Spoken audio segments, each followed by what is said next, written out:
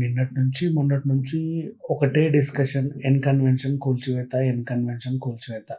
'నాగార్జున' లాంటి మహామహులకే ఇలాంటి దుస్థితి వచ్చిందంటే ఇంకా సాధారణ మామూలు అంటే బేసిక్‌గా ఉండే మామూలు మనుషుల పరిస్థితి ఏంటి అని అంటున్నారు. మామూలు మనుషులైనా, 'నాగార్జున' గారైనా, ఈవెన్ ఇంకెవరైనా సరే, ఈవెన్ దేవుడైనా సరే, అక్రమ ల్యాండ్‌లో నిర్మాణాలు చేపడితే కూల్చివేయడానికి రంగనాథ్ గారు సిద్ధమయ్యారు. రంగనాథ్ గారు ఎవరంటే హైడ్రా కమిషనర్.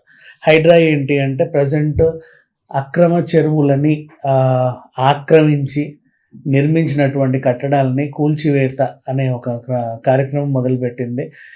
యాక్చువల్‌గా ఇది కన్వెన్షన్ మాత్రమే మనం చూస్తున్నాం. ఎందుకంటే అక్కడ నాగార్జున గారు ఉన్నారు కాబట్టి కన్వెన్షన్ నాగార్జున అని మనం చూస్తున్నాం. కానీ బోలెడంతమంది వాళ్ళ ఆవాసాలు కోల్పోయారు, నివాసాలు కోల్పోయారు.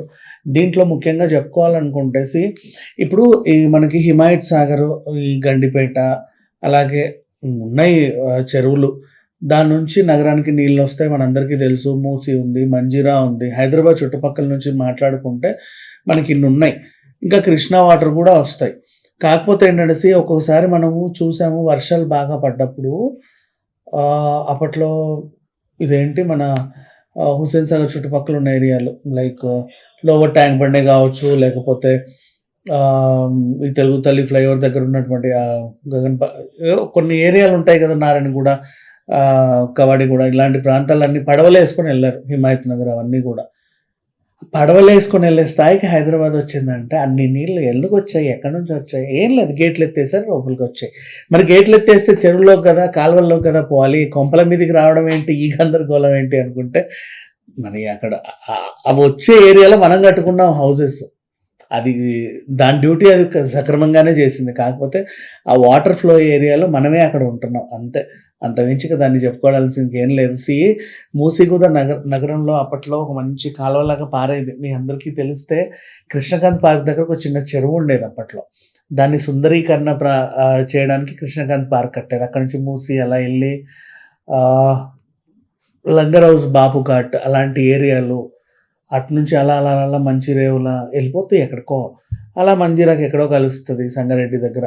సరే ఏదో కలిసింది, అవన్నీ తర్వాత సంగతి. కాకపోతే ఏంటంటే అప్పుడు పెద్దగా ఉన్న కాలువల్ని ఎండకెట్టినప్పుడు కుదించి వస్తారు.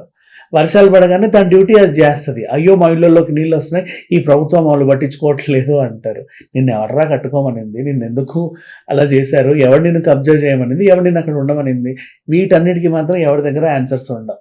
ఇక అసలు విషయానికి వస్తే ఏ ప్రభుత్వం పట్టించుకోలేదు. మరి ఎందుకో రేవంత్ రెడ్డి గారి ప్రభుత్వానికి అనిపించింది, హైడ్రాని స్థాపించారు, బ్రహ్మాండంగా వాళ్ళ పనులు వాళ్ళు చేస్తున్నారు శివారు ప్రాంతంలో. సరే కొంతమంది కంటే అన్యాయం జరిగింది, అది నేను ఒప్పుకుంటా. అన్యాయం ఎలా అంటే నువ్వు 10 ఏళ్ల నుంచి అక్కడ ఉంటున్నావు, నీకెవడో అమ్మాడు, వాడు 10 ఏళ్ళు అక్కడ ఉన్నాడు, వాడికి ఇంకెవడో అమ్మాడు, వాడు కూడా 10 ఏళ్ళు ఉన్నాడు, వాడికి ఇంకెవడో వాడు 10 ఏళ్ళు ఉన్నాడు. 40 ఏళ్ళకి ముందు అక్కడ చెరువులు ఎలా అయితే ఉన్నాయో ఆ మ్యాప్ని మాత్రం వీళ్ళు పరిగణలోకి తీసుకున్నారు.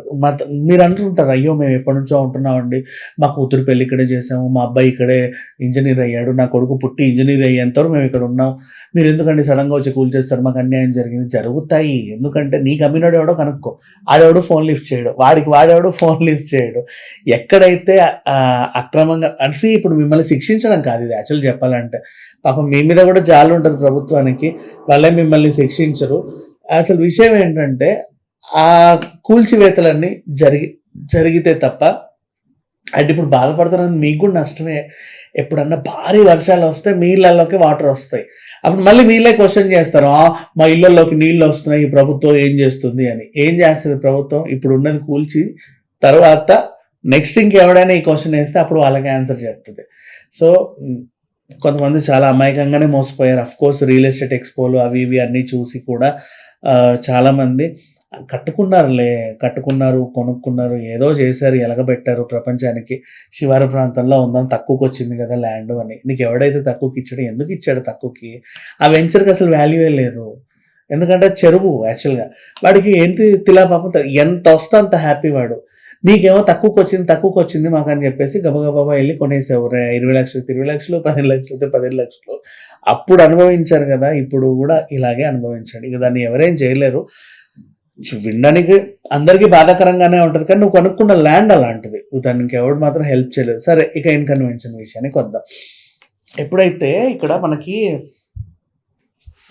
చంద్రబాబు నాయుడు గారు మనకి అది కట్టారు కదా సైబర్ టవర్స్, అప్పుడు ఏముండే తెలుసా అక్కడ, సైబర్ టవర్స్ పై నుంచి పైనంటి ఏ ఫ్లోర్ అయినా సరే, కానీ పైనుంచి వ్యూ బాగుంటుందని పైనుంచి అని చెప్తున్నా. పైనుంచి అక్కడ నిలబడి అలా చూస్తే ఎదురుకు ఒక పెద్ద లేక్ కనపడేది, దాని పేరు తుమ్మిడి కుంట. కొంచెం వెనకెళ్తే మన రాయదుర్గం దగ్గర ఇంకో లేక్ ఉంటుంది, అది తూముకుంట. అలా కొన్ని కుంటలు ఉండేవి. కుంట అంటే it's nothing like a pond, అక్కడి వరకే ఉండేవి. ఎక్కడి నుంచో నీళ్ళు వచ్చి ఇంకెక్కడికి ఓవర్ఫ్లో అయ్యేది లేదు, అక్కడే ఉంటాయి అవి. దాంట్లో చేపలు పెంచుకునే వాళ్ళు ఉంటారు. ఆ షేక్పేట్ పరిధిలోనే మీకు తెలియదు చాలా చెరువులు ఉన్నాయి చిన్న చిన్నవి. ఇంకా ఫిలిం నగర్ రామనాయుడు టౌన్ నుంచి వస్తే కూడా అక్కడ ఒక చెరువు ఉంటుంది. అది ఇప్పుడు ఏం చేశారంటే దాన్ని షేక్పేట రజక సంఘం వాళ్ళు అని చెప్పేసి దోబిగట్ చేసేసారు దాన్ని. ఇంకా లోపల కూడా ఉంటాయి చెరువులు, మంచి మంచి చేపలు పట్టుకుని అక్కడే అమ్ముతూ ఉంటారు జనాలందరూ.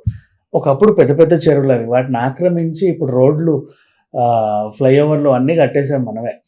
సో వీళ్ళు ఎందుకు మరి అప్పుడు లేనిది నువ్వు ఎందుకు ఇప్పుడు చేస్తున్నావు అంటే, అది అప్పుడు లేనిది ఇప్పుడు ఎందుకు చేస్తున్నావు అంటే, మధ్యలో వాటర్ వచ్చినప్పుడు మీరే కదా తల్లిడిదేది. ఇంకా చెప్పాలా, టోలీ చౌకీ దగ్గర భారీ వర్షం వస్తే ఇంతెత్తుకి వాటర్ వస్తాయి, మనిషి సగం కంటే ఎక్కువ మునిగిపోయాన్ని వాటర్ వస్తాయి.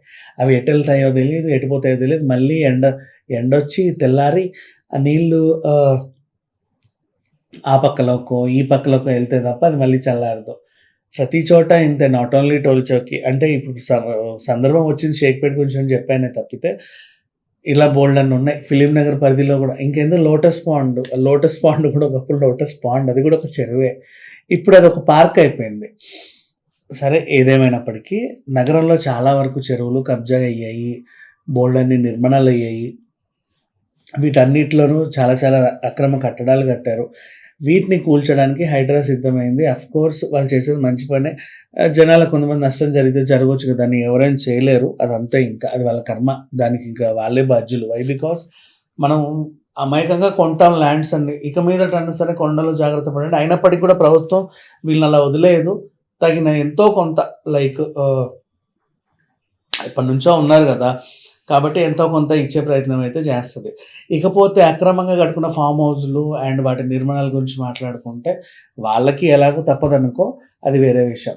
ఇక నాగార్జున గారిని అడిగితే నాగార్జున గారు ఎందుకండి మీది ఇంత పెద్ద కట్టడం కూల్చిపోయేదైతే మీరేం మాట్లాడట్లేదు అంటే, ఆయన ఏం చెప్పాడు, లేదు నేను ప్రైవేట్ ల్యాండ్లోనే కట్టాను, నా దగ్గర అన్ని డాక్యుమెంట్లు ఉన్నాయి, మేము న్యాయబద్ధంగా వెళ్ళాము, హైకోర్టు కూడా స్టే ఇచ్చింది, అయినా సరే వీళ్ళకి ఆత్రం ఆగలేక గబగబా వచ్చి కూల్చేశారు, దీని గురించి నేను న్యాయంగా పోరాడతాను అన్నాడు.